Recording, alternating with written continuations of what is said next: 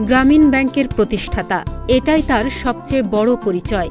4 দশকেরও বেশি সময় ধরে বাংলাদেশের দরিদ্র মানুষকে জামানত ছাড়াই ঋণ দেওয়ার কাজটা শুরু করেছিলেন ড. মোহাম্মদ ইউনূস। আর এই ব্যাংক স্থাপনের ভাবনার জন্যই শান্তিতে নোবেল পুরস্কার পেয়েছেন তিনি। গরিবের জন্য ব্যাংক চালানোর কৃতিত্বে ইউনূস বাংলাদেশের সর্বেসর্বা হয়েছিলেন। গরিবের বন্ধু হিসেবে পরিচিতি পেয়েছিলেন দেশব্যাপী। কিন্তু শেখ হাসিনার দল আওয়ামী লীগ তাকেই গরিবের রক্তচোষা বলে অভিহিত করেছিল।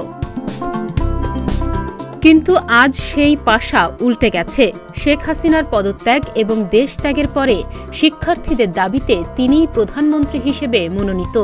হাসিনাকে সরিয়ে দেওয়া চেয়ার যেন তার জন্যই বরাদ্দ রেখেছে বাংলার মানুষ। তবে এ ইতিহাস আরও পুরনো। একসময় হাসিনার পিতা শেখ মুজিবুর রহমানের ভক্ত ছিলেন ড. মোহাম্মদ ইউনূস। মুজিবরের মৃত্যুর পর হাসিনার সঙ্গেও একটা সময় পর্যন্ত সুসম্পর্ক ছিল তার। 1997 সালে ওয়াশিংটনে হওয়া মাইক্রো ক্রেডিট কনভেনশনে আমেরিকার তৎকালীন ফার্স্ট লেডি হিলারি ক্লিনটনের সঙ্গে হাসিনাকে যুগ্ম সভাপতিত্বের দায়িত্ব দিয়েছিলেন ড. মোহাম্মদ ইউনূস।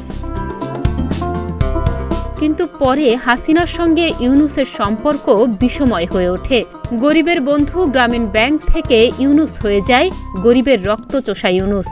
নানা মামলায় জড়িয়ে ব্যাংকের প্রধান পদ থেকে ছিটকে পড়েন ইউনূস। এরপর পালা আসে জেলেও যাওয়ার। এমনকি বাংলাদেশের গর্বের পদ্মা সেতু নির্মাণ নিয়েও অন্তর্ঘাতের অভিযোগও তোলা হয় তার বিরুদ্ধে। ইউনূসের জন্ম 1940 সালের 28 জুন। চট্টগ্রামের বাথুয়া গ্রামে জন্মানো ইউনূস ঢাকা বিশ্ববিদ্যালয় থেকে 1960 সালে অর্থনীতিতে স্নাতক এবং 1961 সালে স্নাতকোত্তর ডিগ্রি অর্জন করেন। এরপর চট্টগ্রাম কলেজের অর্থনীতির অধ্যাপক হিসেবে যোগ দিয়েছিলেন ইউনূস।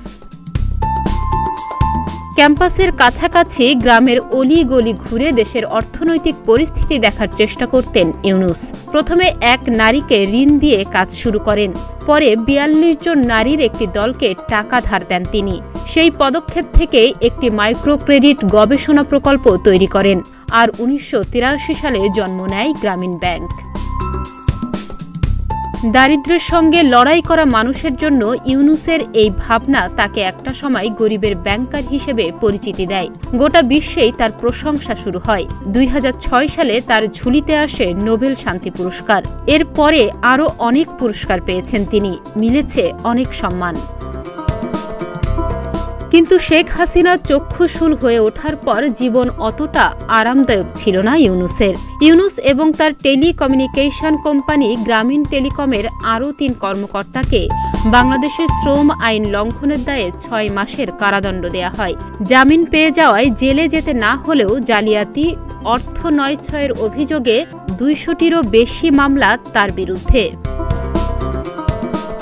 তবে সব রথ বদল শেষে আবারও জাতির ক্রান্তিলগ্নে রাজনীতিতে আসার সিদ্ধান্তের ব্যাপারে হ্যাঁ বলেছেন ইউনূস।